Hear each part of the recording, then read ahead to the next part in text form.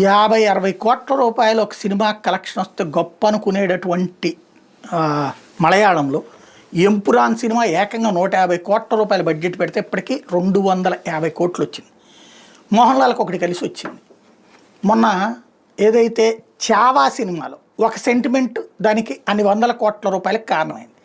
వాస్తవంగా అన్ని చోట్ల రిలీజ్ కాల, నిదానంగా జరుగుతూ వచ్చింది. అయినా అది హయ్యెస్ట్ సంపాదించుకుంది. ఎట్లాగా అంటే ఆ సెంటిమెంట్ హిందుత్వ పాజిటివ్ సెంటిమెంట్, ఇక్కడ యాంటీ హిందుత్వ సెంటిమెంట్ ఉపయోగపడింది.